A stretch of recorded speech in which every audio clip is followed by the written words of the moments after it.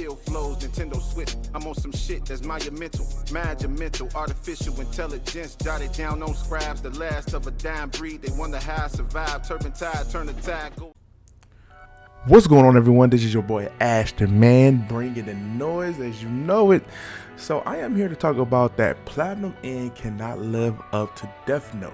Here's why. But before I go ahead and get started, I know at this point everybody should have seen Death Note, but just in case, there's going to be spoilers on both content. So if you'd rather not, get spoiled about a few things, click off the video. I don't want to do that to you. But let's go ahead and talk about it. But first, let's focus directly on Platinum Man. What is Platinum Man all about? So it starts off with the main character, Kakahashi. He wanted to commit suicide. The death of his family, the way his aunt and his uncle treated him, he just couldn't take it any longer. So he wanted to jump off a building and commit suicide. In the midst of this, he was saved by an angel named Nessa. And since he was saved, she wanted to select him as a candidate to become the next god. Now, he was informed that there are 12 other candidates, and after they live for 99 days, a candidate will be selected as the next god when the time is up. Reason behind this is because God has run out of energy and they want to choose another candidate to take his place. Takahashi must survive the battle royale amongst the other 12 candidates to become the next god. Now, I ain't gonna lie to you, when I took a look at this preview when the anime was first released, it sounded very awesome. Like, we dealt with Death Shinigamis when we doing Death Note, so since this is kind of like the opposite, I'm like, okay, what kind of things are we gonna get? But however, sadly mistaken, it cannot live up to it. And why can it not live up to Death Note? Death Note took us on a journey that blew us away with creative concepts that work, characters that really left an expression on us that we can never forget about. Like Yagami really took Death Note to new heights, even beyond that of what the book can offer. It wasn't just that he just wrote names and just killed for no reason. No, my man's had a plan, and he actually executed that plan no matter what. And if we know the end to it, then we know it. But at the same time, like Yagami was just that guy. Now, Platinum Man has a very interesting concept, in my opinion, that could have rivaled Death Note in every way, but it failed to deliver. It failed to make use of the potential that it could live up to. So let's break this down a little bit to get more of an understanding of why it cannot live up to the expectations. So, the power usage. Now, when it comes to Platinum Man, there are 3 types of power that depends on the rank of the angel that aids you. If you are a special rank, you get all 3 types of power, which are wings, that makes you move faster than light, a white arrow, which on contact could cause instant death, and a red arrow, in which it can make someone fall in love with you. And it has various effects depending on the things that the one that you affected with the red arrow has committed. Now, comparing that to the use of Death Note, it also has 3 powers. Writing someone's name down, knowing the face of the person name that you write that will cause death. But it has some unique ideas to where you can have the death happens for you. For instance, if you just write someone's name down normally, they would just die for a heart attack. But you can have them commit any type of death and even decide the location. That's just how graphic you can get with Death Note. And then also you can get the abilities of getting the Shinigami eyes, which is the owner of the Death Note, and which gives you the eyes of the Shinigami is the original owner of the book. These two and it's 2 things that happens when you get the eyes. You can see the person's name and how long they got left to live. And secondly, it costs you half of your original life. So let's just say if you're supposed to live like the next 30 years, it cuts that straight in half to where you probably only live for the next 15 years. Either way, it costs you life. The last power is a very interesting one, which is called Discard, which you can discard a Death Note and you will lose all the memories of you when you're interacting with this book. So anybody you killed, anyone you was feeling, maybe you had like a trauma and a change of heart during having this book, you lose all of that. But when you come back in contact with the book, you get your memories back. So we listed all the powers, especially on the Death Note side, and we listed all the powers on Platinum Man side. So now, what works for Death Note is that there's not just only the powers that works for it, it's the intel that comes with it that really makes the power stand out. One of my favorite moments in Death Note is when Naomi was trying to find the leads on her fiance Raul Penbar murder, but when Light finds out that she is trying to get the murderer for her fiance, Light goes out of his way to make sure to stop her all or nothing, to make sure she doesn't find out that he's actually Kira. So she ended up building up this trust with Light.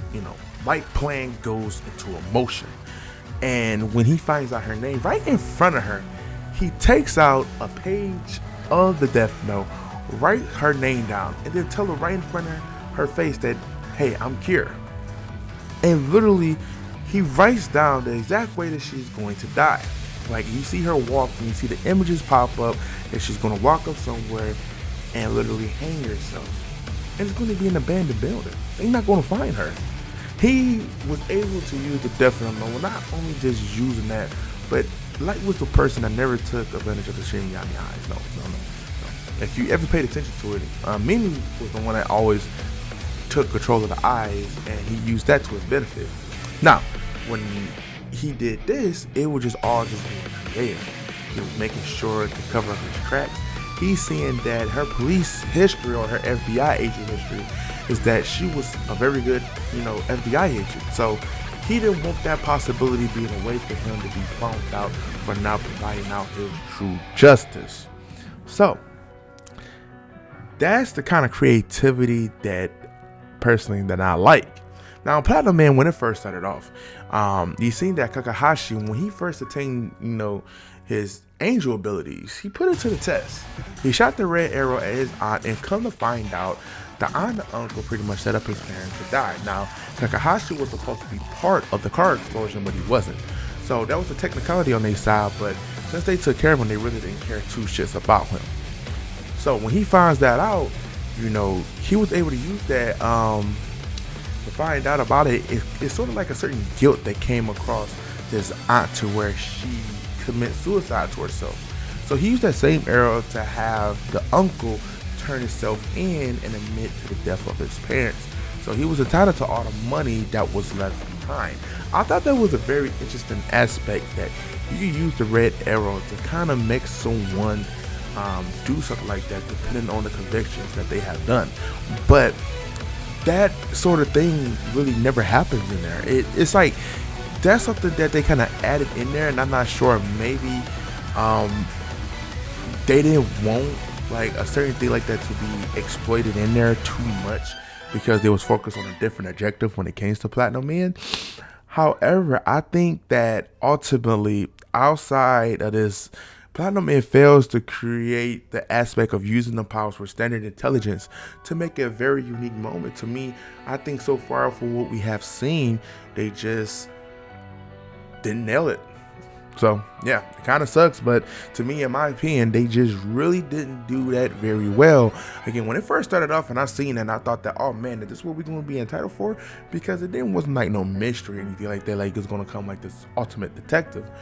But to be able to use that to his advantage, the red arrow, and I mean, the white arrow seems like it could be a very useful tool, but it's so straightforward. And then the wings makes it so straightforward too, because you can move faster to sound. But that red arrow, when it did that, it made me think like, okay, maybe they could do something. But nah, they haven't really done anything else like too unique with it. So unfortunately. So the story behind Platinum Man is one to say that was set up with great potential. Like I said, in the first few episodes, you would have thought like, man, the way this is going about, they really gonna do something. But they felt over time, the whole battle royale thing just, hey, go in the ring and just get it done in the ring. Like, it was nothing really to say about it. But when it comes to Death Note, it make you feel like it had purpose, motive behind action to see the bigger picture. For instance, when Light was driven to rid the world of criminals and corrupted people by any cost, if he had to murder innocent people, then so be it. But it wasn't like he just did it when he wanted to. he had to mask himself by creating a persona known as Kira to let it be known that he is true justice in this world that he's trying to shape into his own image. Kakahashi has convictions, but ultimately injustice doesn't feel the necessary motive or ambitions behind it. I feel like they don't know what to take his character also. I mean, I see his conflicts, I see his ideals, but the race to become God, he just doesn't have any real like obstacles to do so, because ultimately, if you just know how a main character going to go, it's going to be somebody with good intentions that's going to become the next God. But I just don't see like, that drive to be like, okay, I want this world to be a better place. He doesn't have that. He doesn't have anything for it. He just wants to live a good life. And I mean, simply that could be okay, but to me, with the structures that we are faced with, I mean, it has to be a little bit more than that. If you really wanted to live a normal life, it will be do so. But again, the conflicted thing kind of like mix everything up, and when you have a character with a conflicting ideal, especially one that just weighed heavy on him, at some point he's going to have to make some type of decision, and that's going to change the character or have the character overcome an obstacle. But I don't feel like he has the obstacle to overcome even whatever decision that he makes. And it's kind of weird of saying that, but that's just me. So story wise, I just don't feel it there. Like, I really don't. I can't connect with the story. Now one of the things I do want to talk about is a comparison, because I mean, if you're watching it, again, since they pointed out that these are the same people that did Death Note, you have to consider some of the possibilities that connects the two. Now, there is obvious comparisons when it's comparing Death Note to Platinum Men.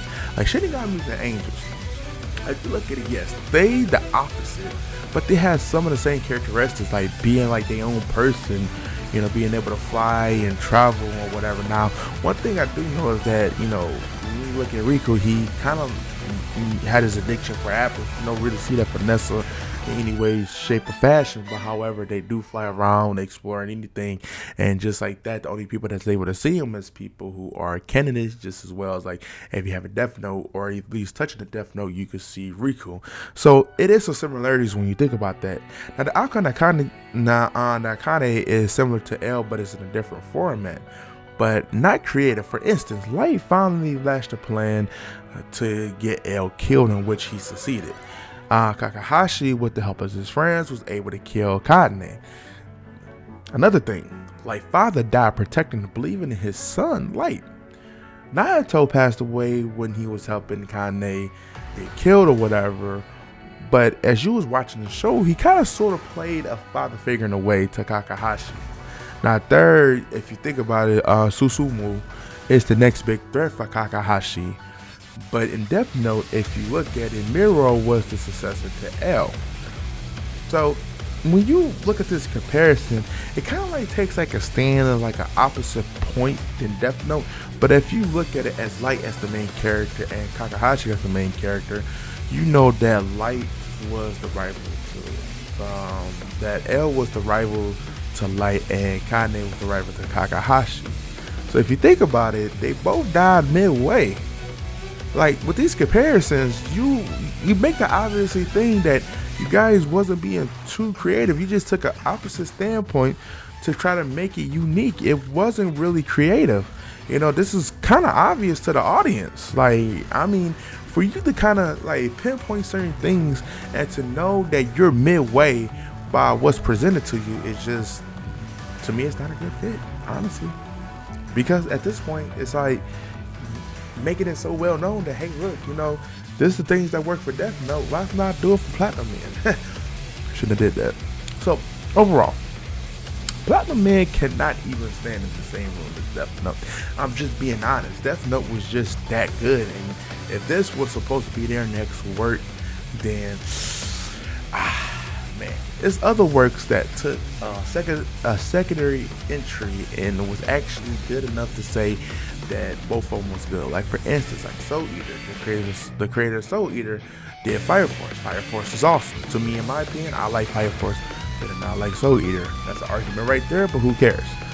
Death Note took us by storm, while Platinum Men seemed to take elements from Death Note and make them not so much creative. They use the unique aspect by not taking advantage of the powers and the angels has presented.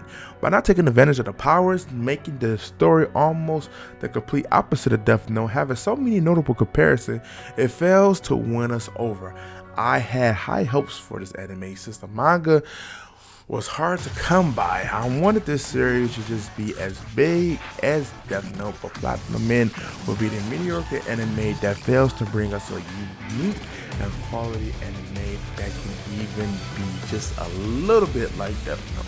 So unfortunately, this is why Death Note will always be superior to Platinum Men, and Platinum Men can never stand or even kiss the boots of Death Note. So there you go. Yep, and that is me talking of why Platinum End can never live up to Death Note. So yeah, let me know what you guys think about it. Let me know in the comments below of how you guys feel about Platinum End. Do you think I'm kind of being too strong on it? Just let me know in the comments. I mean, I definitely would like to get you guys feedback about it. And if it's your first time to the channel, go ahead and hit the subscribe button. Other than that, AshTheMan is out. Peace.